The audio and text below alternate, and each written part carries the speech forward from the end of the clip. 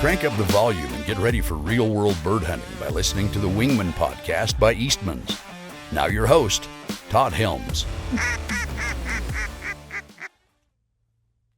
This episode's brought to you by Federal Premium. Guys, I've been shooting federal shot shells for a really long time. You know, whenever I had to scratch up money from whatever chores I had to do and jobs I had to do when I was a kid, I always grabbed a box of Federal Premium. It worked for me back then, and it still works for me today. Everything from the TSS heavyweight black cloud loads to the traditional black cloud loads to the blue box speed shock and now the new heavy bismuth loads. Federal's got a load out there for your price point, your budget, and your level of performance that you're looking for. So, be like me, reach for Federal. That is my unashamed opinion. Hey guys, welcome to another episode of the Wingmen Podcast. My guest today and for the next few weeks over the course of the summer is Josh Lancaster. You guys have probably seen Josh on some Wingmen videos here and there, seen his face in pictures. Josh is a good friend of ours that lives here locally, and he started a kennel called Red Flats Retrievers, and we just wrapped up our first training session together this morning. We're dedicating Thursday mornings to training together. Josh we got 3 dogs. Yep. You kept one of Hondo's puppies. Yep. And you have a young boy dog, yellow lab, Jasper. And then we worked Jasper and Hondo together this morning. And the whole point of this series is to talk dogs, talk dog training. Summer is the perfect time to get out early in the morning or in the evenings, and when the weather's a little cooler, get the dogs on the water, identify weaknesses in your dogs, and work towards brushing those things up. Josh has got a ton of experience training dogs, Labradors especially, and I'm on my 3rd one now over the years. We're going to talk in this series, we're going to talk about places we've been, mistakes we've made, successes we've experienced, how to recreate those successes, and how to maximize our dogs. Or obviously, Josh is starting from ground zero with Jasper and building towards a finished retriever. I'm working with Hondo to build on where we started with him. He's got a pretty solid foundation, but there's always room for improvement. He's far from a finished dog, and we're going to go from there. We are stepping – you're not going to see anything about Mackinac, probably. Mackinac's in retirement phase. Mackinac turned 12 years old this last winter, and Mackinac's Mackinac. He's in the old man phase, sunset cruising. He can still get it done, to quote the old Toby Keith song, he's as good once as he ever was. But anyway, so this is going to be all about dogs, all about dog training. Make sure you guys are leaving us comments both on social media posts regarding dog training questions. We're not experts by any stretch. We're just a couple of dudes with a couple of dogs that we have high hopes for and high standards. We know what we want, but at the end of the day, we're just a couple regular dudes out working dogs, having a good time together. Exactly. So I'm going to let Josh introduce himself a little bit, talk about where he's from, what he did, how he got into dogs and hunting, and we're just going to roll and talk about dog training, break down this morning's session, and talk about one of the things that we really want to talk about is where do you start when you're training? And I'm not talking about with a puppy. We're going to start with a 6-month-old or a 1-year-old dog or a 3-year-old dog, as in Hondo's case, identifying areas that we can improve upon. I know what I need Hondo to do. I know what I want him to do. How do I know that? And how are we going to fix those things? But first of all, Josh, welcome to the show. Thank you, sir. Thank you for having me. Thank you for being on. I appreciate it. Yeah, no, for sure. Who is Josh Lancaster? What is Red Flats Retrievers? So I'm from South Carolina originally. I worked at a hunting plantation in South Carolina for 7 years in total. that we had guided hunts for waterfowl, and that's where the whole waterfowl kind of happened for me. My dad, I grew up hunting in South Carolina, but dogs have always been a part of my family. We started off with labs, went to hounds, which was a totally different avenue, but then went back to labs after I started working at the plantation. And just the joy of dogs. I mean, to see a dog that you've trained go to that furthest step that you've asked him to. Right. The joy of just dog work. Dogs don't talk back, they just bark. I've always said, I heard this line. It's not original to me, but I've always said, if everybody in the world greeted each other the way a lab greets a stranger, it'd be a better place. You know what I mean?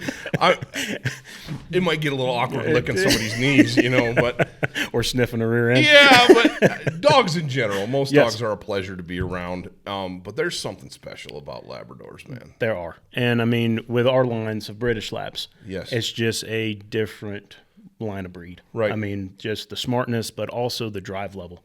And as you see with my female, her drive level is less than Hondo's is.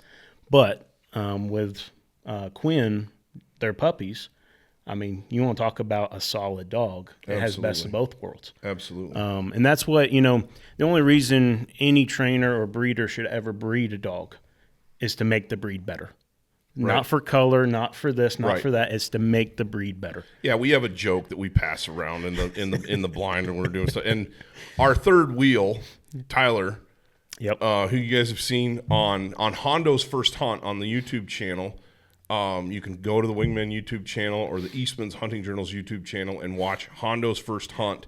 Tyler was my shooter on that one. Yep. And I wanted it to be super controlled and just focus on me working with Hondo. And for your dog's first real hunt, I wasn't going to do him justice trying to be the shooter and the dog handler. Yep. To get the most out of any dog, you need to have 100% focus on that dog. Correct. On a hunt. I mean, how many times when we're hunting, dude, and we see something, we get excited, and the dogs feed off. And the dogs feed off of that, and then where'd she go? Oh, she broke. Yeah. I mean, and that's just. Right. They feed off of us. And so with that hunt, though, I mean, I saw the hunt on video. I mean, Hondo did awesome. Thank you. And that was a lot of work. Hondo's, as you know, and you've actually done a little bit of work with Barton Ramsey. Yep. Hondo's a Southern Oak Kennels dog. And I started him with the Cornerstone Gun Dog Academy. That was kind of a deal that I worked with Barton, and I was happy with that. But we're 3 years in, and not that Cornerstone doesn't have programming for, to take you all the way through. They do, but at this point, I'm identifying specific weaknesses. There were some definite things that program helped me with. Mm-hmm. There's no doubt about it. There's some things that I did with Hondo that, thanks to that program, that I hadn't done with dogs previously, that were eye-opening. Oh, yeah. There were other things that I thought, I'm going to tweak that a little bit. Yep. I'm going to take that and kind of make it mine. And that's not to put down Southern Oak. No. And that's not to put down Cornerstone. Great kennel, great programming, especially if you're a first-time guy and you're starting with your first puppy and you don't have a clue where to start from. It's a good resource for that. It is for sure. And I mean, growing up, I read Gun Dog and Water Dog, and that was my foundation. Mine too. And then my father also, he taught me everything he knew. But then when I went to the plantation, I met a gentleman, the manager of the wildlife program, and he was just on par. And that's where I got most of my teaching of a dog. Because you are super knowledgeable, and that's why you're sitting here. That's why you and I get along. We have a shared passion. First and foremost, we have a shared Savior in Jesus Christ. Amen. And that's the most important thing. Amen. Yes, sir. And then way down below that, we have a shared passion for ducks and dogs and training Labradors. And back to the whole Tyler things, we kind of went down a rabbit trail. What I was going to say with that is Tyler has a saying that all dogs want to be labs and all labs want to be black. And I posted that on YouTube community the other day, and it's totally tongue-in-cheek. Oh, for sure. Totally tongue-in-cheek and funny and meant to be that way. Dara, your female is a fox red. Yep. And Quinn, your other female, who's Hondo's progeny, is black. Yep. That whole litter was black. The whole litter. And which is funny because Hondo's whole litter was yellow, but him. He was the only black one. Yep. And he was a male, and that was what I wanted, so that was what I got. And then Jasper is yellow. Yep. And he's not a fox red. He's yellow. He is yellow. And it's cool because you've got all of those things, and we won't get, we won't go, we won't get into color today. No, because you can start getting divides in the community pretty quickly. But the whole point of this is that dogs are a shared passion. Oh, 100%. 100%. And I kind of we started out with you talking about who you are and where you came from and how you got to the point you're at, and then we took a left turn. Yep. Let's get back to that. South Carolina, plantation. You started to talk about a gentleman that was very formative for you. Yep. Elaborate on that, because everybody's got to start, and we all have a foundation from somewhere. Well, and that there, it's no different, as you just said, of our belief. We all need a mentor. And Ricky Crosby was the wildlife manager. And he came alongside of me, and we did mainly pointers and labs for quail hunting back home. And he just literally brought me under his wing and just showed me everything he knew. And he had a phenomenal line of English pointers and labs and just gave it to me. There's a lot of people in our industry of dogs that don't want to help. And unfortunately, it's because it hurts their brand. Now, for me, on the other hand, I want to help anybody and everybody. Because it's not, is it a competition? Yeah, it's a competition. But in the end of the game, why can't we help each other out? Right. And it's hard, but I want to be able to help out other trainers. I want them to be able to help me out if I have a stumped dog that I can't figure out what is wrong. The best thing is to be able to reach out to somebody and say, hey, I'm having this problem. Do you have any advice? Yeah, and that goes back to we're all ambassadors for lack of a better word, the sport. Exactly. Right? We're all ambassadors of hunting. We're all ambassadors of dog training, because there's a whole lot of the world that looks very askance at what we are passionate about. Correct. And if we're divided in that, you're not going to get along with everybody. There's personality conflicts. There's opinion differences. But across the board, we should have each other's backs. Exactly. And that's one of the things I've always appreciated about Josh. He's just, when you walk away from Josh, a conversation with Josh or spending time with Josh, you feel like I've soaked up all of the joy and happiness that I can stand for one day. Now I got to go chew on a lemon or something. You're that guy, and I love that about you. And honestly, it's what attracts people to you, and I'm sure that your mentor saw that same thing in you. Well, and I believe so, and we're still close to this day. We don't talk as much that he's in South Carolina and I'm here, but I mean, every time we talk, it's like we just left off right where we started. Cool. I flipped that around, didn't I? No, it doesn't matter. It doesn't matter. The gist is what comes through. So you started training dogs at a pretty young age. Yep. Had dogs ever since I was 6 years old. Yeah. So dogs have always been a part of my family's life and my life. And it's a passion. I mean, now have I gone down different roads in that passion, not had a dog all the time. But it's just something comes back every single time, and that's a dog. And just a relationship you have with your dog. It's not, one thing a lot of people, it's a kennel dog. It's this, it's that. Right. A dog is Dara, my female. She's like my daughter. Now, is she my daughter? No. But, I call her baby girl. She's sleeps in the bed with us, and it's bad. But it's just a different level. Now, with this kennel, I'm going to have some kennel dogs. Sure. And that's just part of it. Right.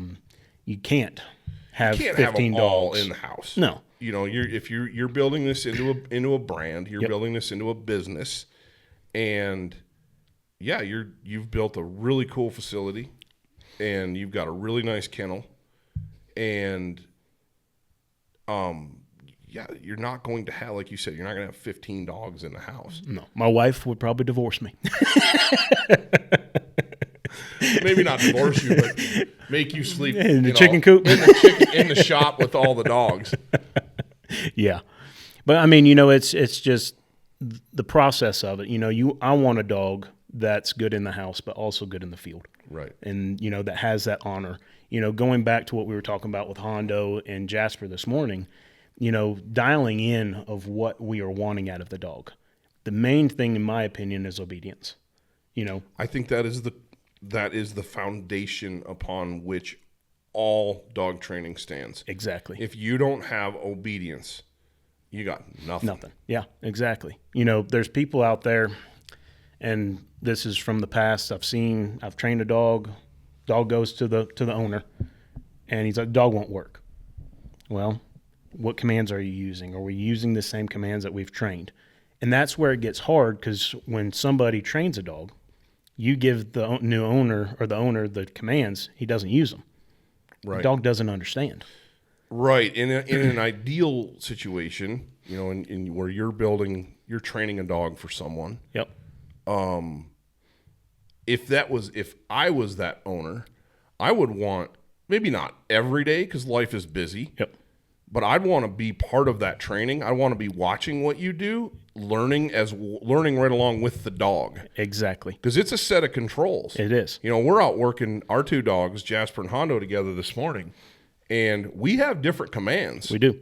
100%. But the basic commands are the same. Exactly. Where I can give you Hondo and you can run him. Yep. And I could take Jasper and I could run Jasper. Exactly. Because we have the same basic commands. Correct.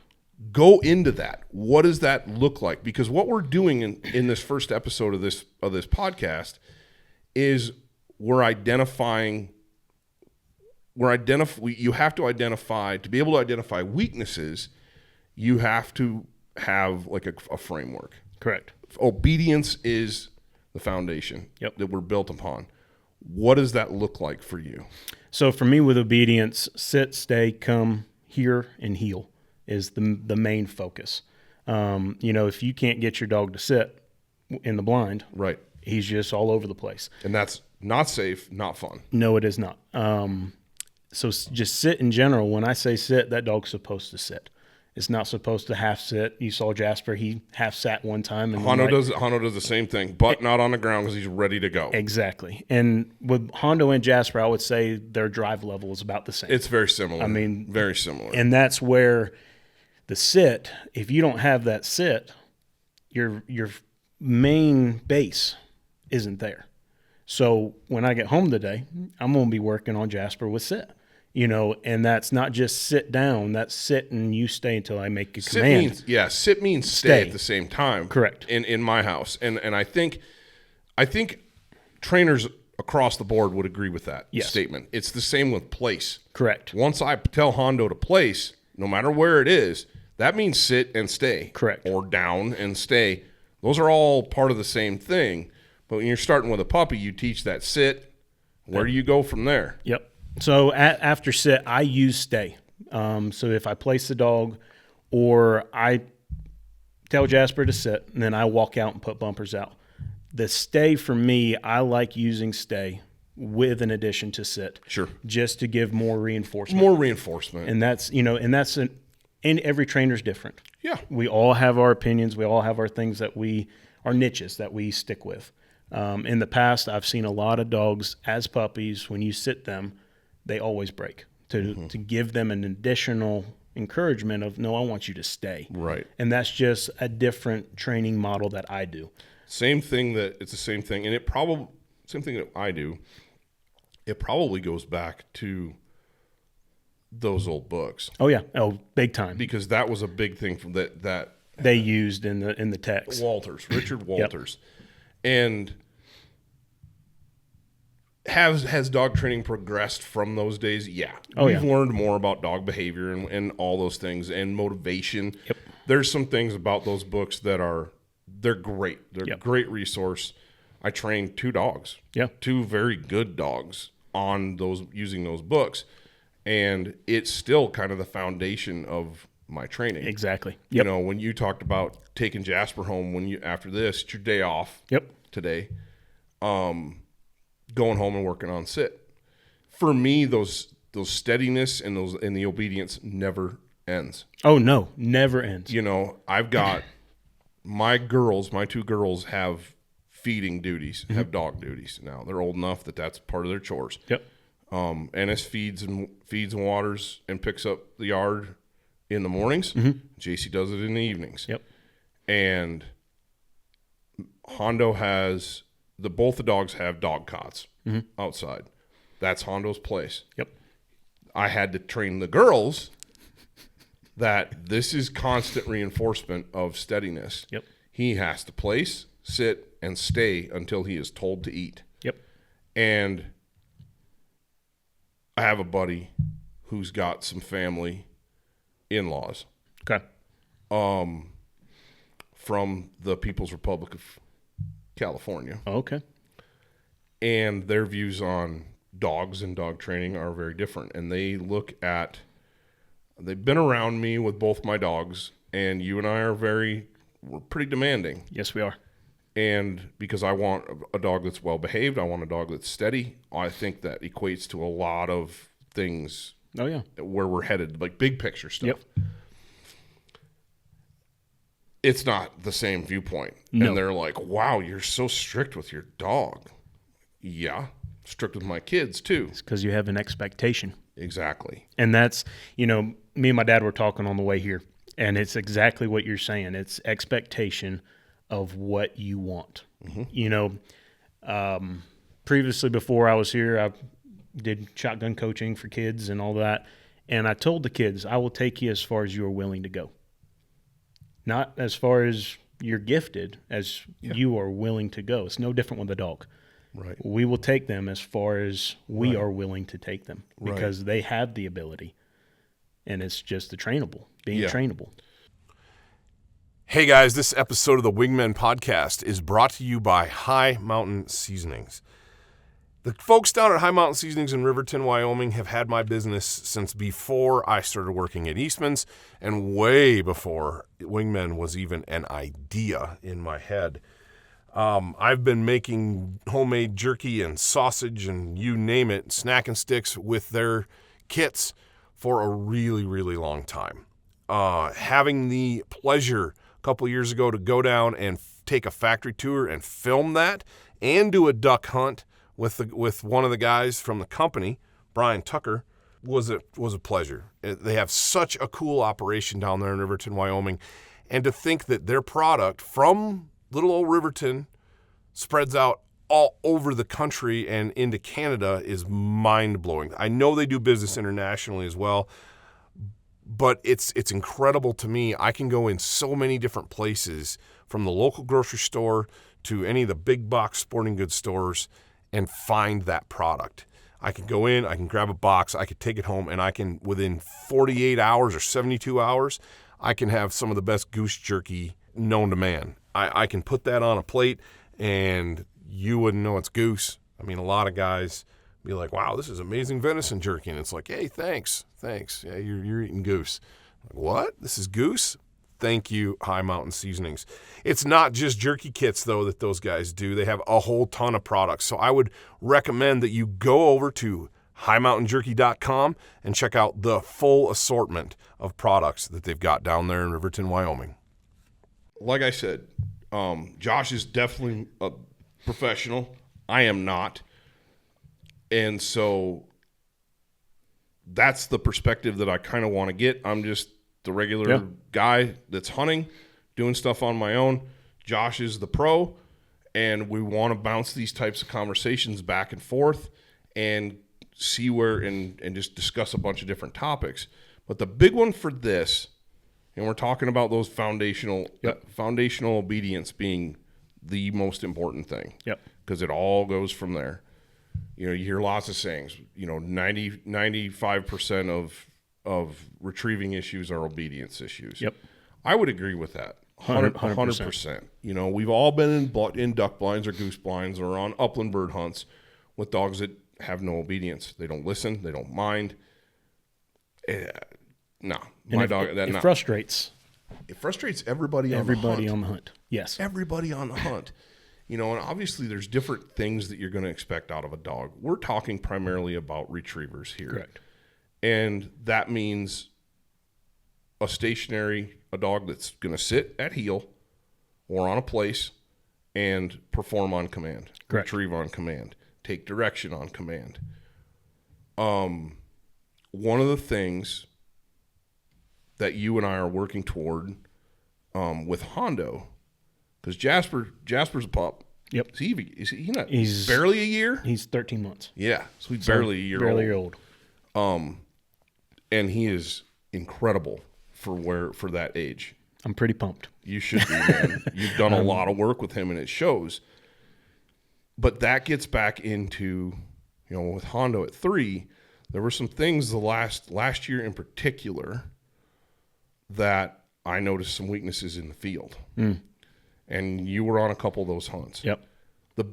My biggest thing, because we started with foundational obedience. He's pretty staunch. He's pretty solid. Because he's so high drive, he's wants to go, you know, he can get a little whiny at times. Mm-hmm.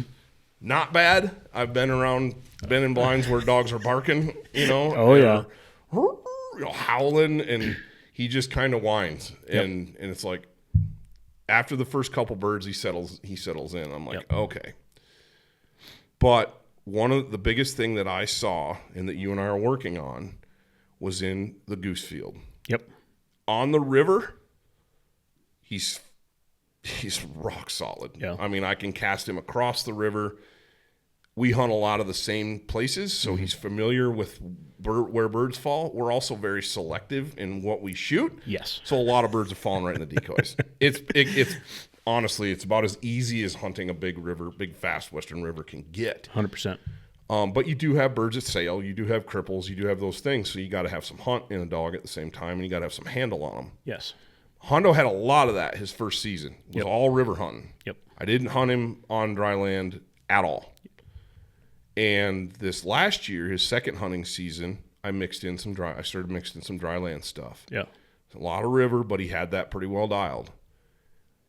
What we noticed on the very first goose hunt, we knocked down geese it was in a barley stubble field and pretty tall. I couldn't really see the birds once they were on the ground. I couldn't send him. Yep. If he couldn't see what he wanted, like on the river, he could see the bird floating. Yep. Or he gets out in the river and he's looking, and I'm back and send him to the far bank, and then he knows he's got to hunt. Yep. But it was making that transition into a field where he's not just going in a line where I need him to go. Correct.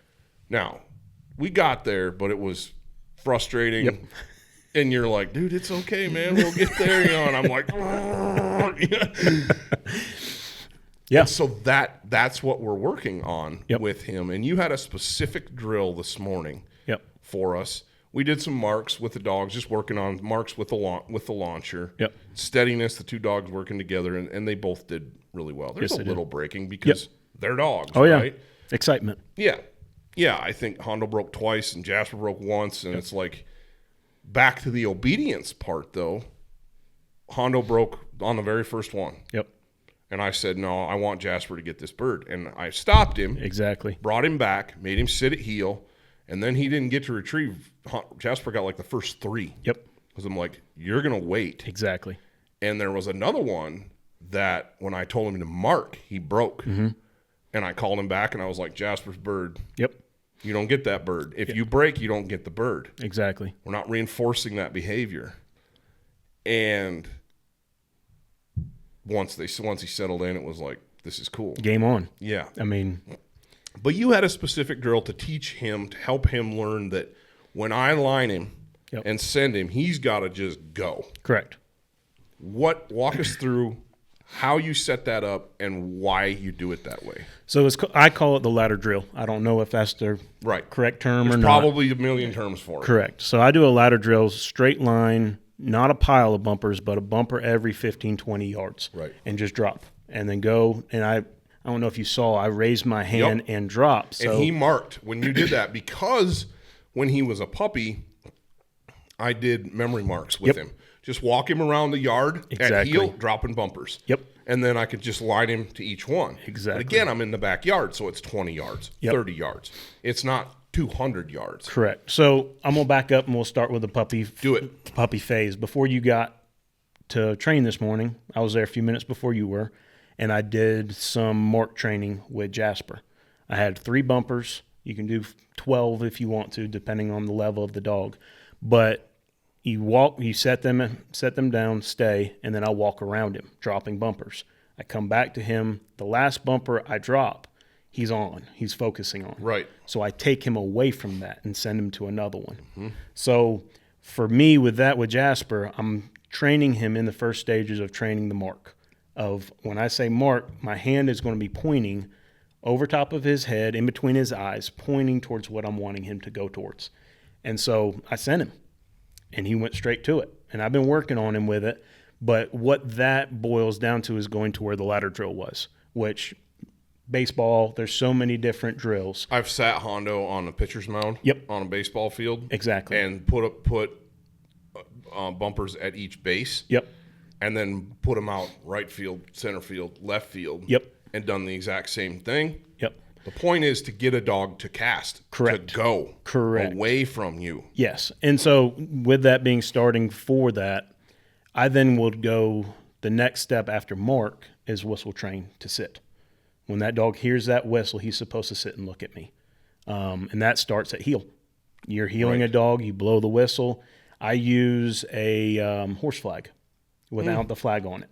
So I have a little bit of distance. He's at heel. It's in my right hand. I can reach back and just tap him on the butt so he knows he's supposed to sit. Yep. So that's where it starts off for me with whistle training, for them to sit. And then for future, with Hondo, you blew the whistle and he stopped. You know, I was out in the field because I dumped the bumpers. I stepped away from the line, and then you blew the whistle when he got off track that one time. Mm-hmm. On the very last bumper, it was probably 150 yards. Yep. And you're out there, and that threw him for a little bit of a loop because you were off to the right. Correct. And he took a nice, pretty straight line, and then saw it, got out where you were, and took it right. And he got wide on me. Yep. We'll get into that in a minute. Yeah. But the whole purpose of whistle training, all that, is to get them to where you can cast them, as you did. You know, for me with baseball. So baseball will be, depending on the dog, of years of what trainability, where he's at in his training, you know, I'll do 25 yards as a pitcher's mound. Right. Then I'll have a right, left, and I'll actually have 2 backs, not just one. Back's the hardest thing. It is. It's the hardest command to teach a dog. So I'm going to go back to obedience. So I force fetch my dogs. Yep. It's just part of it. If I tell them to fetch, they're fetching anything that I tell them to fetch. So in the beginning of a puppy, I use the force fetch with ear pressure. Now, after they have figured out force fetch and ear pressure, then I go to collar. And it's not hurting the dog, it's just, it's pressure. So there's been, man, as we're talking, there are so many things. And guys, please understand that this podcast, this is going to be a series. Hopefully that's the plan. And Josh is a pro. He's a trainer. We're not. This series isn't necessarily. This episode isn't like this is how you start a step 1 with a puppy, day 1, and there's a lot of resources out there to do that with. Yes, a lot of them. You know, there's the Cornerstone Academy one. There's the Retriever University. Yeah, and that's with Sporting Life Kennels. Yep, Marty's got that one, and that's. I've had Marty with Sporting Life on. I've had Josh with Riverstone on the podcast. And, of course, I worked closely with Barton. Yep. And there's a ton of podcasts out there that talk about this stuff. You and I are going to kind of assume that guys are out there, they've got dogs, they want to get the most out of their dog. They've got some of these things in here. This isn't designed to be like, this is day one with your puppy, and this is the process. No. We're not doing that. Correct. We've got dogs at different stages, and we're just talking about what we're doing and how and why we're doing it and how we're doing it at this point. Just a disclaimer for you. Yeah, this is not a start to finish. No. Yeah, exactly. And I think that, with what Hondo's needing, that ladder drill, just keep on pushing him up that road that we were on this morning and do more and more. And that's to get to that, it's hard to do that drill by yourself. Oh, extremely hard. I mean, it's incredibly time consuming if you're doing it by yourself because you're walking. Correct. I'm sitting Hondo at heel. Yep. And I'm walking away from him, which I've done. Yep. And you walk away from him and you end up 200 yards away. Yep. And then you got to walk all the way back Correct. to line him and send him. Yep. So if you've got kids that can run out there and put bumpers down for you, run back or a buddy or whatever it is. That's why we're doing this. That's Exactly. why we're training together. Correct. Because it's not. Josh and I aren't only training on Thursdays.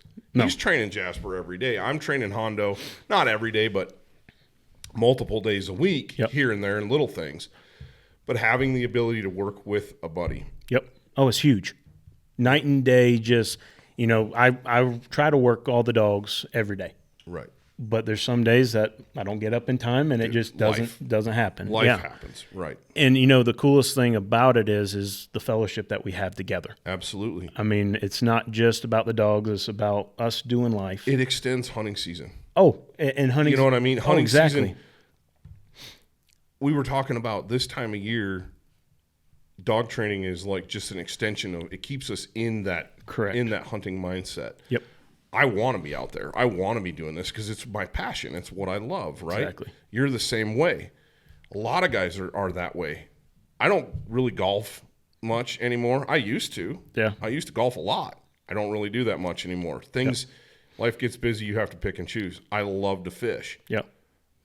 So you're going to fish when you can fish. Absolutely. And I mean. But I love my dogs. I love working dogs. So when I see a weakness or a gap, I want to fix it. I want to address it because I want Hondo to be the best he can be. Exactly. I mean, this dog he's a high-end, high-performance dog. And we could get into the breeding and all that stuff, but when you look at pedigrees and you know what you want and you're dog shopping, if your expectations are up here, don't buy a dog down here. Don't buy the runt. Exactly. Buy up here because that's going to help set you up for success.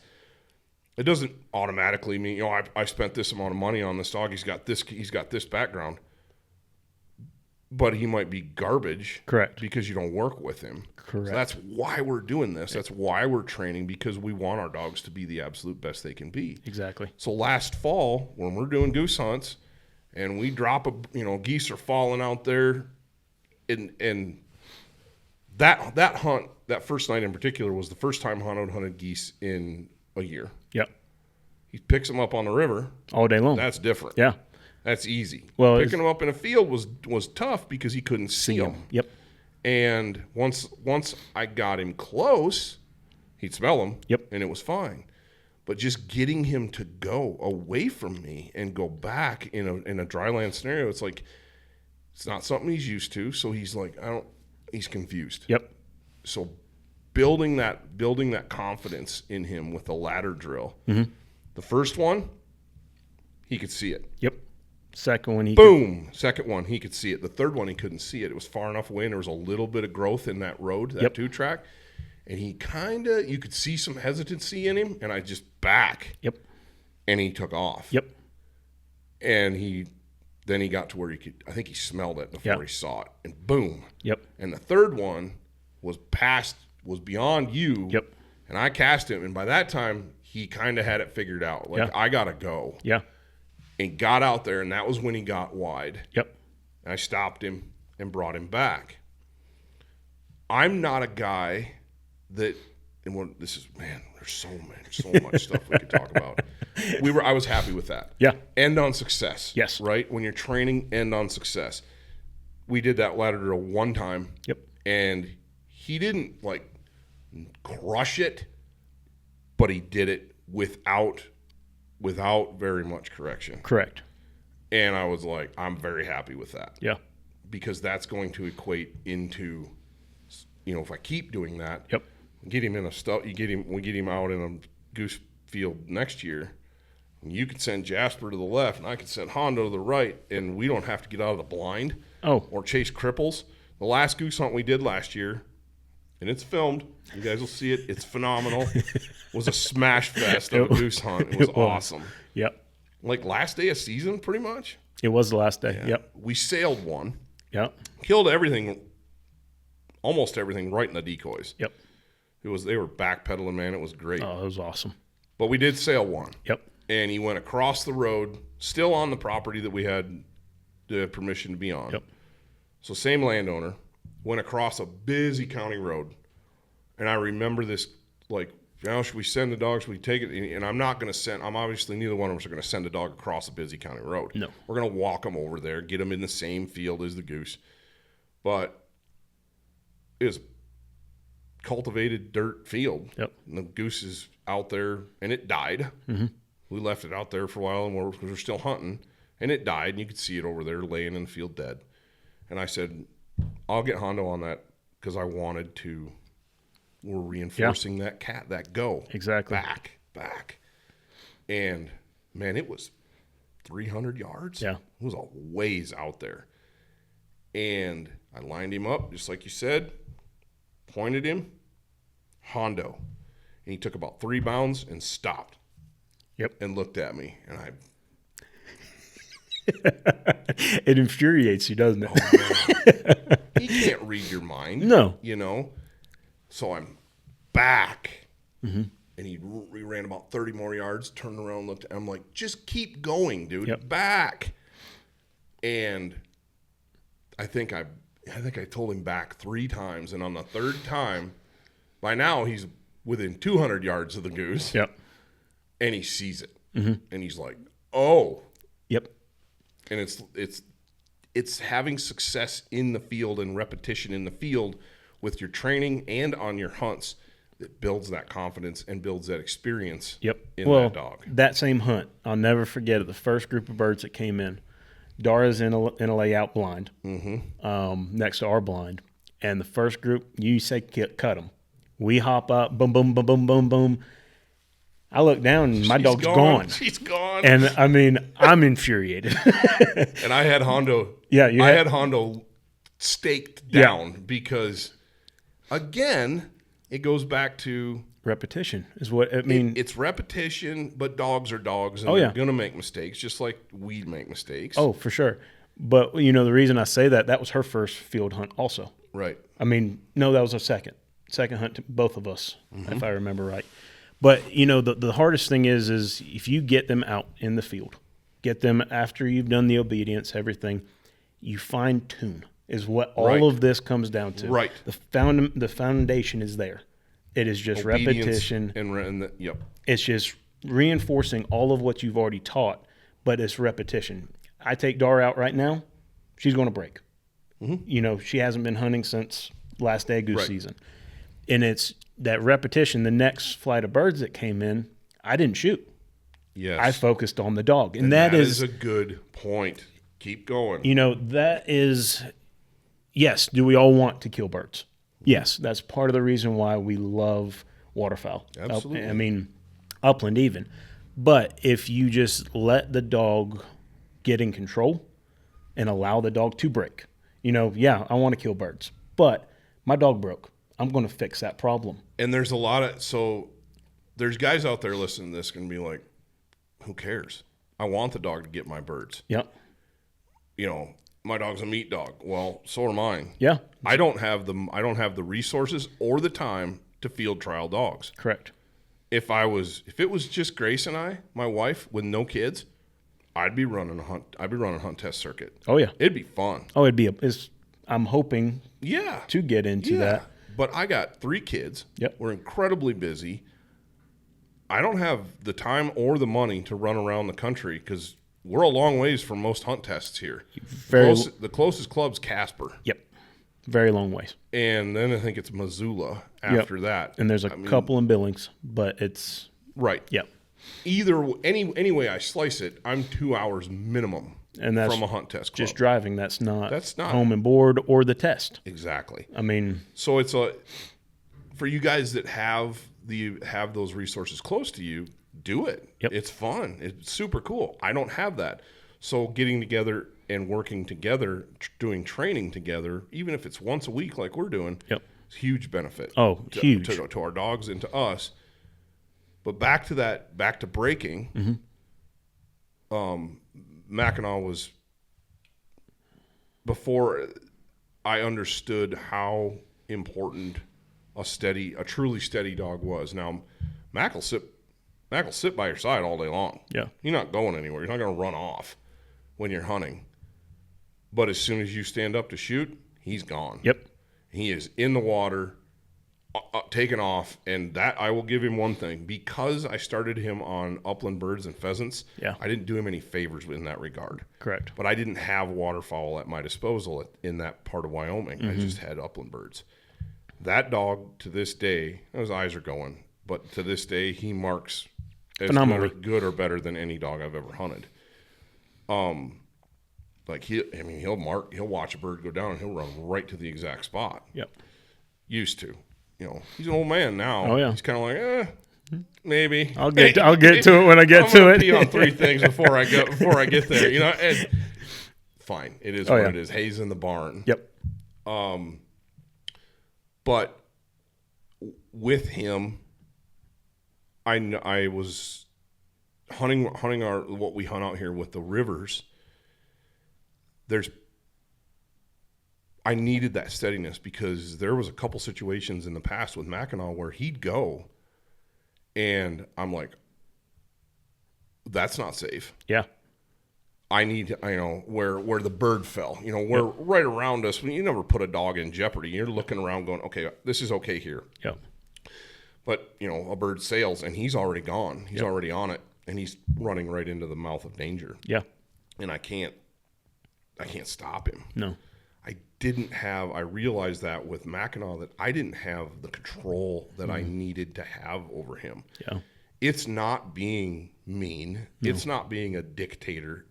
At the end of the day, having a well-trained retriever, dog in general, is about the safety of the dog. Correct. More than anything. It's the same as disciplining my children. When I tell my son no, he needs to stop on a dime and not question me and not keep doing, because there may come a time when I'm telling him no because there's a car coming down the street. Correct. Or he's running towards a cliff, or he needs to listen for his own safety. And it's no different than with a dog, and so that the guys that are out there going, well, I don't care if my dog runs off and gets a bird. That's what I got it for. There's reasons to have a steady dog. And the older I've gotten, the more I've realized how important that is. Yeah. Well, and not just for the dog, it's also for our safety. So you hit a dog in a blind and around blinds, and they start running around knocking guns over. Yep. I mean, my second year in Wyoming hunting, I would hunt with Dara in the layout with me. Mm-hmm. Had the flap on the bottom open so she could see and go. Well, I forgot to open that flap. First group of birds come in.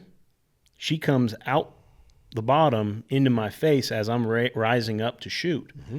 I didn't shoot, and I told my buddy that I was hunting with, I said, I'm not shooting the next group. I have to fix something.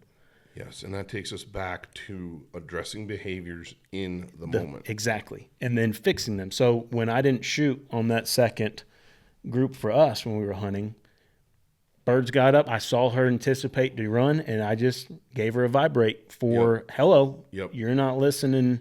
You're not following the command. After that, she was fine. Right. I mean, I remember we had one group of birds that they did it right in our face, feet down. I mean, just everything. And a bird landed like 6 feet from the blind. Yeah. I mean, just right there.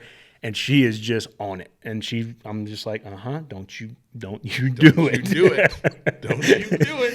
And, that is just reinitiating the training. Right. Because until I call Dara, she's not supposed to leave. No different with Hondo. Right. And so to be able to stop and to realize that, well, okay, I'm not going to shoot this covey or this group that comes in. That is so important when it comes to dogs. Yeah. And people get selfish enough that they can't overstate it. You really can't. You're absolutely right. We all want to shoot birds. Oh, yeah. That's why we're out there. The first year, Hondo's first year, I shot very few birds on camera. Yep. And it was because I was handling Hondo. Exactly. And I knew that I can't do both. No. I can't set decoys, look for birds, call the shot, do all these things, shoot. Yep. Because we're filming everything. Yeah. And expect my dog to be, expect a year-old dog, or a year and a half old dog at that point to be perfect. Yeah, no. Not going to happen. It's not going to happen. And, that's where having good buddies, having good people to hunt with that recognize that is incredibly important. I mean, I love that me, you, and Tyler, the three of us, it's pretty gnarly when the three of us get together because we all realize that we are, one, training dogs, having fun, and trying to be safe in all the same time. Yeah, and the birds come. And the birds come. We kill birds. Yes, you know, you're going to get your birds. Take the time, put it into your dog, and focus on that dog. Exactly. And pretty soon you're going to have a dog that you can trust. Oh yeah. And they're going to do, most of the time they're still a dog. They're going to make mistakes, but most of the time they're going to do what they're trained to do. Yeah. I'm building towards being able to have a rain out in a goose blind or a goose pit, get Hondo out, and because they're all blind retrieves at that point. Yep. Because he can't see. He can't see. He's in his dog house. Yep. If we're hunting, if I'm hunting with Mike Tracy at Platte Basin Outdoors in Colorado, we're in pits. Yep. So he really can't see then. Yeah. So then that's getting him out of the pit and lining him up and picking off all those birds. And that I feel like there's some wiggle room in that too. I feel like, and it goes back to my upland bird hunting roots. I can't smell birds. No. Can you smell birds? No. No. That's why we have dogs. Exactly. Especially in the heat of the moment when we're knocking down multiple birds, I'm not keeping track of exactly where every bird falls. No. I need my dog to have some hunt. Correct. As well as handle. Yep. And explain the difference between hunt and handle. Because I think guys don't quite understand it. Yeah, I think that's something that, I need my dog to have handle. I need to have control. But there can be too much. There can be way too much. There's dogs out there that they have to have a command. Mm-hmm. And they don't have a hunt. They're a robot. They're a robot. As we saw this morning, both of our dogs, we were launching bumpers into not heavy cover, but cover. They can't see they them. Can't see They them. Can't see them. Right. And they blow right by them. Mm-hmm. And then all of a sudden it's just like, whoop, and they turn around because they're using what God gave them, and that's their nose. And that's a huge thing. You can have a dog that, you can send 300-400 yards on a dead line. But when it gets there, it won't find it. It's pile driven is what that is. Right. It's you ladder drill, pile drive. It's you set a pile 400 yards. You can send a dog all day long to a pile. But to have that hunt, the difference of a dog that's got hunt and a dog that doesn't is on the command. It's been trained not to use its nose, in my opinion. Yes. Now, there are dogs that have better noses than others. Right. But that comes back to pheasant hunting. And if you're seeking out the best dog you can afford. Yep. If you're seeking out, I got lucky with my first one. Yeah. She was a backyard breeding. Yep. And got completely lucky. I didn't know anything about pedigrees, and I'm not a pedigree expert by any stretch. But I got lucky, and I was single. and I worked afternoons. Yep. So that dog was my life. Yep. Went everywhere with you, did everything But with she you. had a phenomenal nose. Yep. And, a lot of that comes back to genetics. I mean, That's what I'm driving at. And that's, the genetic side of things is incredibly important. Like I said earlier, the only reason why trainers or breeders breed dogs is to make the breed better. Buy the best dog you can buy. Exactly. So if you got a budget of $500, well, that's the best dog you can buy. Exactly. And, that may be a runt. It may be something that somebody doesn't want. Now, that doesn't mean the dog's not going to be phenomenal. Right. Because my first lab was a German short hair English lab cross. I Yeah. mean, and he was awesome. Did he have his quirks? Yeah, he did. We've all hunted with the mutt. Oh, yeah. That was phenomenal. Correct. My buddy had a beagle mix Okay. that we hunted, and it was a ho-hum rabbit dog, Yeah. but it was phenomenal upland bird dog. Yeah. And it would retrieve. That's awesome. And it was a mutt of a dog. Yep. Didn't matter. It No. had hunt. Exactly. So, the one thing I will say with a dog that's got drive like Jasper and Hondo is you can take the hunt out of them. Yep. Now, so with that drive level, Discourage them. it can discourage them. You can put so much pressure. So the British line, this as well as I do, that the British line are different. They're softer. Now, A lot of guys don't like them because of that. They but like the American dogs because they're hard charging and high drive. exactly. Now, the reason why I like the British is because of that soft, timid. When you first met Dora, you could barely put your hand on her.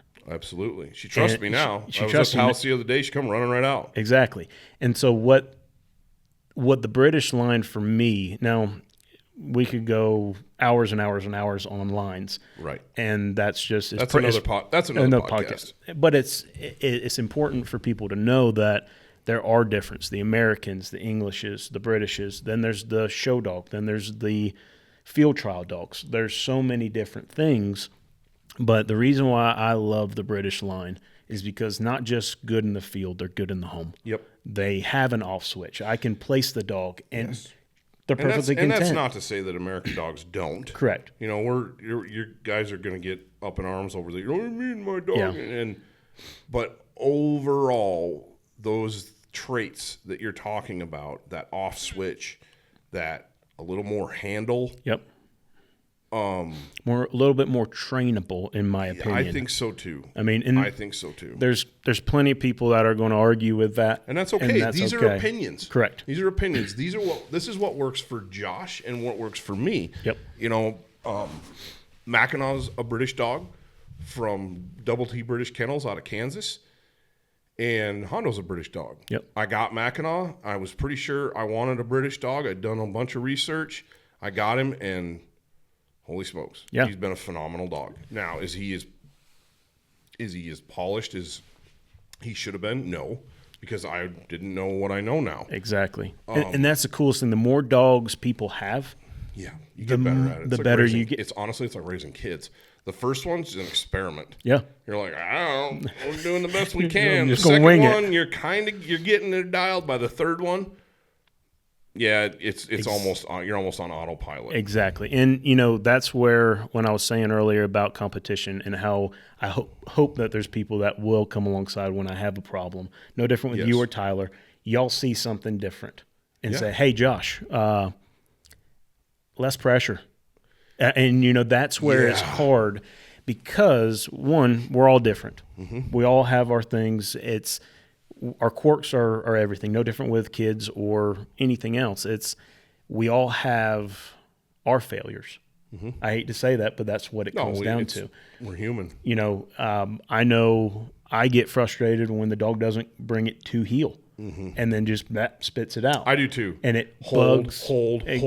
Back to those. Then that goes back to those obedience things. Exactly. I mean, if we wanted to go step by step by step by step, we could. Yeah. Again, that's not Not the what point we're of doing. this. No. But back to Obedience, but back to hunt versus handle. Yeah.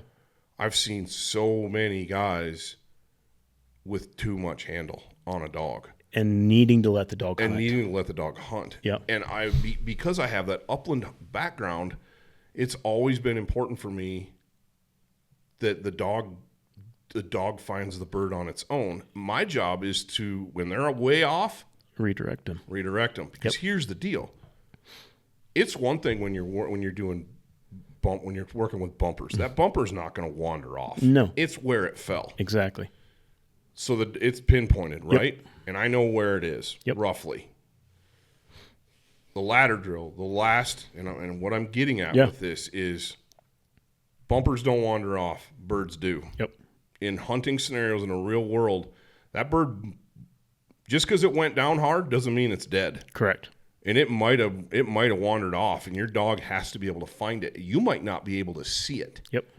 Having enough handle that you can stop a dog when he's way off and get him close is important.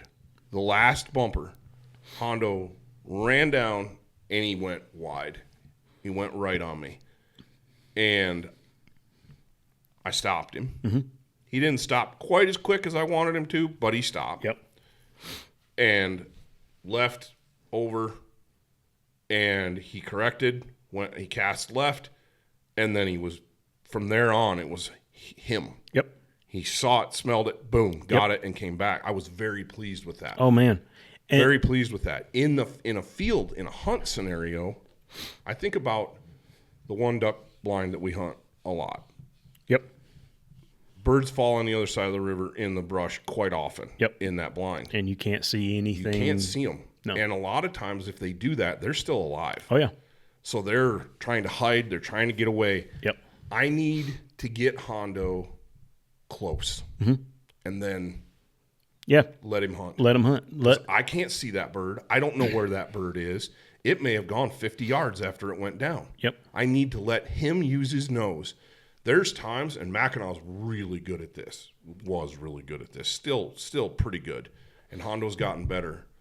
Where I set him up for success when I cast him, depending on wind. Yeah. If I've got a wind that's blowing down the river, I take him downriver. So when he hits the bank, he's downwind of the bird. Exactly. Where the bird fell. So he's immediately in the scent cone. Yep. And he can start narrowing that down, setting him up for success. And I'm like, okay, he's going left. Perfect. If he turns right at the bank, stop, left, then he's hunting. Yep. And I'm like, okay, there was one bird last year, and I don't know if you were there for this. Hondo was gone for 2-3 minutes. Yes, on the other side of the river. Yep. And you were kind of like, dude. And I had complete confidence. Yeah. Because I'm like, he'll figure it out. And he needs to figure that out. Pops out with a bird. Yep. He's got it. You know, one of the biggest things that I learned We were arguing about it because there were 3 geese. And you and Tyler were like, no, we only killed 2. And I said, no, we killed 3 geese. And the third bird, I kept sending him, and he went in there, and pretty soon here he comes with a goose. And you and Tyler were both like, dude. Yeah. So that's why you have a well-trained dog. Yeah. Oh, yeah. This episode of the Wingmen Podcast is brought to you by Leupold Optics. You know, I've been running Leupold Optics for a long time on the big game side of things, and I love the performance and the quality of that brand. But when Leupold brought performance eyewear into the mix a couple of years ago, I thought I'd seen it all, but I was wrong. That performance eyewear from Leupold keeps my eyes protected. It helps me with my target acquisition with a crisp, clear sight picture. And guys, I got to be honest with you, I'm stoked to be partnered with a company like Leupold. So for all your optics needs, give Leupold a look. Well, and, you know, like you said, setting them up for success. You know, today with the ladder drill, I placed those bumpers for you on a road where you could see. Straight line. Exactly. And, you know, that is, do we want to push our dogs to better, best, whatever for the hunt? But to get them to that point, you got to make it simple. I hate to say that, but make it simple, stupid. You're right. Here it is. I want you to get it. First time out that we really formally trained this year. Yeah, I'm constantly throwing bumpers and doing single marks and going to the lake and throwing stuff. And that's great. Yep. That's all important. You know, and around the house, there's constant steadiness drills. Yes. And I say drills. It's as simple as walking in and out of the door. He don't go first. No. I go through the door, and he better sit and wait until I tell him to come. Exactly. because that reinforces steadiness in the field. Well, in it's the blind. Like we were talking earlier about just in eating, like with your kids, they have to wait. Everything comes together. It's not just, I did the ladder drill today, he's got it down. No, it's we're gonna do the ladder drill a bunch. Yes. And because I know that's a spot where he's weak. Yep. Back to the whole theme of this podcast is identifying weaknesses. Yep. And I know that Hondo doesn't like to just go. Correct. Part of it is he is, no pun intended, he is a very different animal than Mackinac. Yeah. Mackinac is much more independent than Hondo. Yep. Honestly, after talking to Dr. Joe Spoo, the gun dog doc, love that guy. He's shameless plug. Go check out the podcast I did with Dr. Joe Spoo, which I was thinking about that. I need to have him back on because there's some things that he and I said we were going to discuss. So I'll get him back on. Talking about dogs you should spay or neuter. Hondo, I don't need to neuter him. No. Mackinac, I should have neutered. Not that there was aggressive male issues there. He's pretty bird protective. But like food, no big deal. Yeah. There's things like that where he wasn't, not like that, but that independence. And part of it is how I started him hunting. Yep. I started him hunting pheasants. He needed to have some independence and some hunt and go. Hondo, I wanted more handle on. Yep. So I trained him to stay closer. Yep. And where we're out walking, getting exercise. Hondo, Mackinac's hunting. He's in La La Land and he's doing his own thing. And I got to stay on him. Yep. But with Hondo, he just hangs out, wants to be with you. He wants to be with me. He'll go. He'll make a hot lap. I'm like, go play. Literally, I stole that. I stole that go play thing from Barton because I loved it. I'm like, go play. Yep. And it's as fast as he can go, and he's sniffing everything, and then boom, boom, he keeps checking in. Yep. And I put him on pheasants this year for the first time, and it was wild birds, 100% wild birds, and it took him a little bit to figure out. Dad, I can't be right next to Dad. He wants me hunting. Yep. And after the first couple flushes, he's like, I got it. Yep. But I liked it because I have enough handle on him where he didn't get away from me. Yeah. He's not 200 yards away flushing birds. Correct. He's 20 yards away. Yep. Or 15, So building those things in, identifying your dog's weaknesses with, like I said, with Hondo, that weakness is go. Yep. Because I've built the handle on him where I've always had him close. And then the hunting that we've done, he can mark everything pretty easily with his eyes on the river for the most part. Yeah. And so setting him up to be able to do more next year. What are the things that you're working on with Jasper? Because Jasper hasn't had a hunting season really. Correct. You've done a little bit of upland with him. Yeah, some and placed birds. One duck hunt. One duck hunt. So you're literally foundational work still. Correct. So like I said earlier about being there before you got there, marking, just starting there, close, not even 5 feet away, have a bumper, mark, and then I send the dog by his name, Jasper. Now, and everybody's got the whole line up to get them to go back in command, so left, right, it starts there. And then after that, then it goes to pushing further.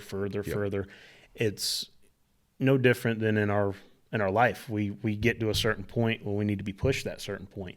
So for me and you or anybody that's training, you can throw a bumper just so far. And how many times have you seen somebody launch a bumper and it's 3 times the length of where you can throw it? And then the dog gets to that line of where you can throw and stops and looks at you. So with having a buddy, a thing we can do for future with training is have a blind. That it's just a panel blind that the dog can't see. I've got a tangle-free blind that we can set up and use. Yeah, and so we'll start that throwing marks. I'll be at 150 yards. Hey, throw the bumper. Get their attention to see what's going on. Mark. Cap gun, pow. It's simulating, and that's the biggest thing. So my female Dara, She hears a gunshot, and it's like, okay, where am I going? What do I got to do? Mm-hmm. She is bringing that to, it's just engraved in her. She hears a gunshot when we're just walking, and she's like, My dog's the same way. And I get a gun out. Oh, yeah. It could be a handgun. When I left Dara this morning, a fishing rod, same thing. She was not happy with me. Oh, I'm sure. Mackinac was asleep still. Okay. He's in old man mode. And honestly, when it comes to training for him now, he's like, I'll fetch a couple bumpers, but I don't want to do this anymore. He'll toss them and play with them. Oh, yeah. And it's like, cool, man, that's good. And after like 3, he's back over on his bed laying down. And like, and that's taking the dog where it can go, having that hunt of, so I'm going to go back to having hunt. Yeah. One of the best things for not putting hunt in a dog, but encouraging the hunt. Right. Is find you a thick, heavy cover grass area and bumpers and walk through it first so there's no rebar in it or sticks or wire or, man alive. We got to that spot this morning and it's pretty open. It's a pasture area. Yep. And one of the first things I did is I was looking around going, okay, I don't see anything. And I watched you launch the first one, and I watched you. I'm like, yeah, okay, we're safe there. We did end up moving. Yes, we did. Because the mud, both dogs the mud was really deep. Gooey. And man alive, Jasper hit the mud on the way back and twisted up weird. Yeah. And then Hondo hit the mud going Mach 6. And I thought he broke his front legs off. It didn't. He didn't. He was okay. But we looked at each other and we went, we need to move. Yeah. This isn't safe. And so, back to the cover. To giving the dog the ability to hunt. Put 15 bumpers, just place, or 3 bumpers, depending on what your budget is. Literally giving them the opportunity to be successful. Get them out there. For me, on my command on that is hunt dead. It's, mine's fetch them up. Yeah. Dead bird, whatever. Dead bird, right. It's, and everybody's got their terminology with it. But, right by my house, I have that's overgrown grass that's right on the edge of my property. And I just fill that thing full of bumpers and hunt them up, hunt dead, and bam. It makes them, now you don't move, you just walk with them. Mm-hmm. And it's, a lot of people can also do that with horn training. There's so much shed antlers. I would add to that actual like real birds. Yeah. Yes. Wings. Using wings. Legality in every state for picking up roadkill is different. Correct. But if you find a roadkill rooster, oh man, take it home. If it's not, you don't want one that's mashed, right? But one that's in good shape. It's been there for a few days. Or save it, better yet, so you're legal, because picking up roadkill birds out of season is not legal. Okay, we'll retract that statement. Save a bird or two from the season and put them in your freezer and use them for that hunt dead. Exactly. Go place the bird. Now, is there going to be your scent on that too? Yep. But that's okay. The dog's still honing in on a scent cone. Exactly. And finding that. I had an instance last year hunting Hondo in standing corn for pheasants where the first 2 roosters that I shot over him, he flushed the second one. The first bird flushed wild. He'd been working it, and we worked it into a pinch point in the corner, and we got there. He hops out on the road looking around, and a bird flushes out here and flies back to the left, and I dumped it. Yeah. And he was looking that way. When I saw the gun, he didn't look where I was shooting. He's just looking, so he didn't mark the bird. He never saw it go down. Yep. And so I lined him and sent him. And I had marked the bird pretty good. Yeah. I knew pretty much where it was, and it went down like it was stone dead. Yeah. And it took him maybe a minute. Yep. He found it. Oh, yeah. He found it. But I let him hunt. Exactly. In that cover. Now, the second one that really stands out in my mind was the last bird of the season. It was the last day of pheasant season. Went out in the evening, and birds were really wild. And he worked the bird into the corner and flushed it, and I was out of position. But luckily, the bird peeled back and flew past me in range, and I crushed it. Yeah. Lucky shot. And again, he's in the cornfield with the bird. He never saw it go down. Well, so I called him to me. And then redirected him. And I took him and I walked in there with him. Yep. And I just got him. I walked him to where I'm like, I'm pretty sure this bird's right here. Mm-hmm. And we hunted and hunted and hunted. And I'm not looking for the bird. I'm pretty much standing still, letting him tear it apart with his nose. And nothing. And I'm like, I know this bird's dead. I mean, the head went back on its back and it's doing the airwalk, you know. I mean, like, this bird's dead. And so I walked back out of the corner. I heeled him up, walked back out to where I stood. You could see my tracks where I pivoted in the dirt. And my spent hull's right there. And I'm looking and I'm like, I think we were too far. I don't think that bird was as far as I thought it was. So we went in like 20 yards. Stop, hunt him up, dead bird. Found it immediately. Yeah. We were too far. Yep. That's the point of get them in thick cover. Yes. With bumpers, with a bird, whatever, and make them find it. Well, teach that hunt, encourage that hunt that's in them. Well, with the technology that we have today that they didn't have back in the day, with the scents you can get to put on bumpers, wings. I mean, this past year, the few duck hunts I went on, every duck that I brought home, I got wings. Yeah, and absolutely. So being prepared for that, so where with the two puppies I'm training right now, I have the scent. It takes birds to make a bird dog. Correct. You know, whether it's a retriever or a pointing dog. Yes. Because I say, I don't have bird dogs. Yeah. Like, what do you mean? I have retrievers. Yeah. There's a difference. There is a difference. But we won't get into that either. But, you know, it's such an encouragement so I'm going to go back a couple of years with Dara. We killed this duck, and I mean, graveyard dead. I mean, just there was no way it was going anywhere. I sent her. She hunted and hunted and hunted and hunted and hunted. Bird wasn't as dead as I thought it was, and dipped down in the pond and got underneath the lip of the pond. And she is so birdie, and I'm like, what are you doing? Like, I'm getting a little frustrated that she's not finding the bird. And then all of a sudden she gets birdie, and I'm like, okay, I'm going over there. Walk over there, and she is just locked up at this spot, but there's no bird there. Like, there's nothing. And so I start kicking around. Well, boom, bird jumps up and a wounded winged duck, and it takes off, and she just bang. She was showing me where it was, but it wasn't coming out. It's that hunt, man. Exactly. I had a very similar scenario with Hondo his first year. I was blown away by this. We get shelf ice out here on the river. And there was a spot where it had gotten really cold, ice had formed, and then the river had come up. So when it starts to freeze, it jams up, and the river level rises. So the ice, a lot of times, when it gets warm again, there'll be a gap under the ice. Yep. And there was a spot where I don't know how that duck got under there, this mallard, but he was under the ice. And it wasn't like reach in and get him. He's 3 feet up under the ice because there's a little bit of a gap that he could swim under the water and get up underneath the ice. Yep.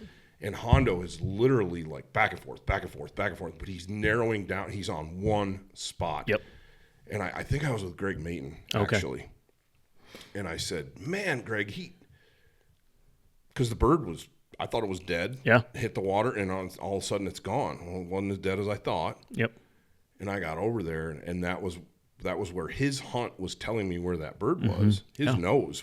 He found the bird, but he couldn't get it. Correct. And I look, and the ice was a little perforated. There were like little holes in it. Bubbles and everything else. Yeah. Yep. And all of a sudden, I see Hondo, and we're standing there, and he's on the ice, and he's digging, trying to get through. He knows exactly where that bird is. He can smell it. It's not like solid ice like an ice cube. No. But it's through the ice. Yeah. And I look, and then I could see the bird under the ice a little bit, and it's 3 feet up in there. Yeah. And so I think I got a stick, if I remember right, and like got the duck out. Of course, it tries to take off, same thing. Yeah. He grabs it, and we're good. But it's that hunt. Yes. I sent him. He marked the bird, and he went. And then it's that nose. Yep. That's why we have dogs. Exactly. I don't want a dog that I have to tell them every single thing to do. Yep.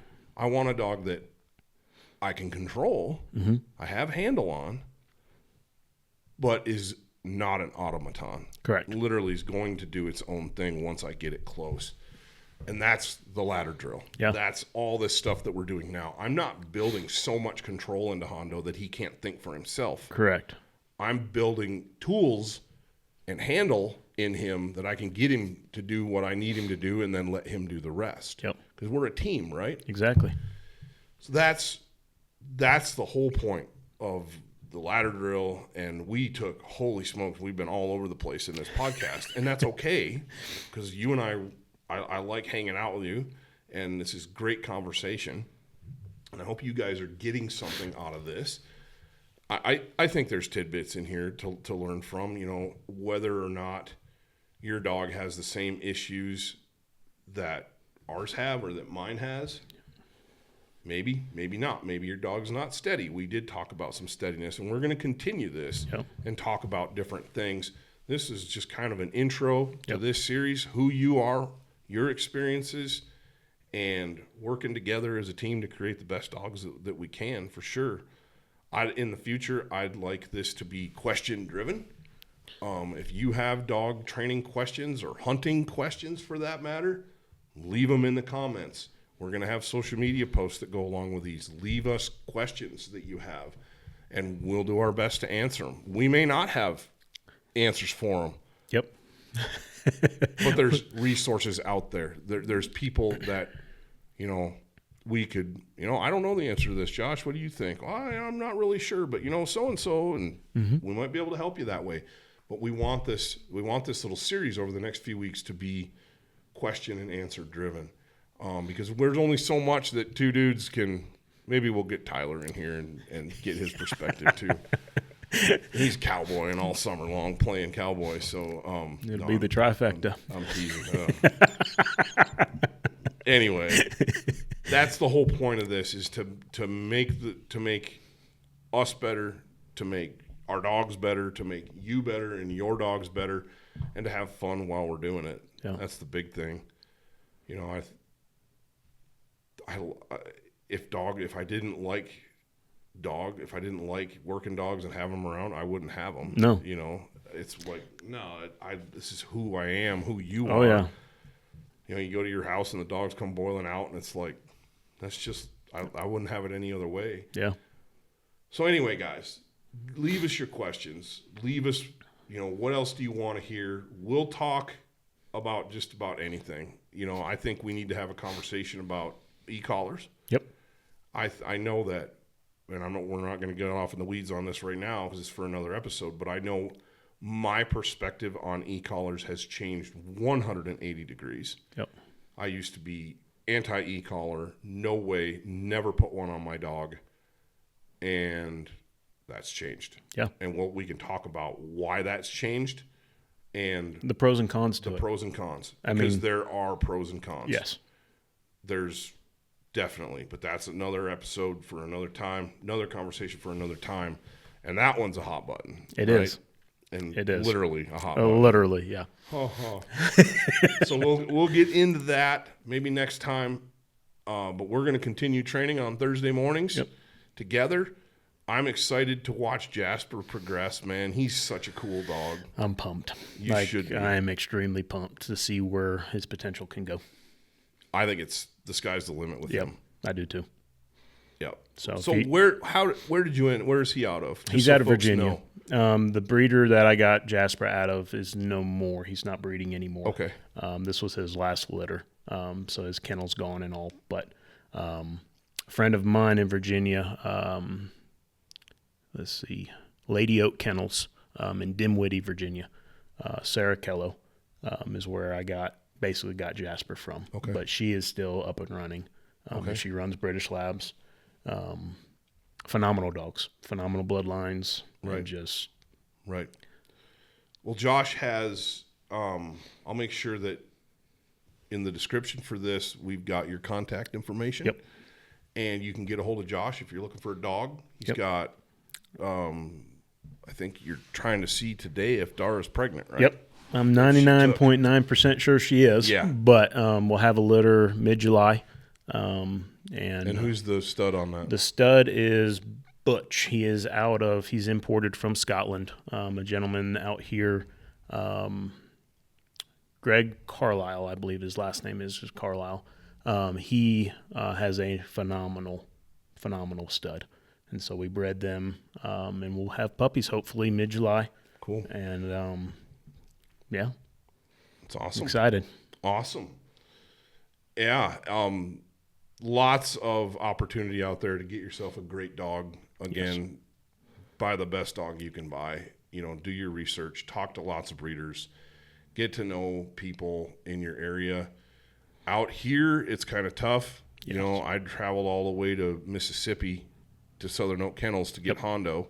I knew what I wanted. I knew what I was looking for. Yep. Thanks in large part to Mackinac and the experiences I had with him. Well, and every dog's going to be different. Absolutely. From Dara to Jasper, Mm-hmm. you got a medium to mid drive with Dara, and Jasper is an 8 or a 9 drive. Right. I mean, so having those differences, and it's all on what you want. Absolutely. I want a little bit of both. It's funny you say that. And again, we can elaborate on this in another podcast. You can't tell we're passionate about this at all. No. I think that Hondo would be too much dog for a lot of people. And there's times when he's been too much dog for me. Yep. Because he's like, there's times around the house, man, where I'm like, dude, you need to go for a run. Yep. You are just like, holy smokes, on up here, and I need you down here. Exactly. But I'd rather have a dog, and this gets back into another conversation that you and I've had, and Tyler and our friend Tyler agrees with us on this. I'd rather have a dog with a little more drive that might break now and then than a dog that I really have to put the boots to get it to do anything. Correct. Yep. I'd rather have more motor than less motor. Yeah. I can put the brakes on a Corvette. Yeah.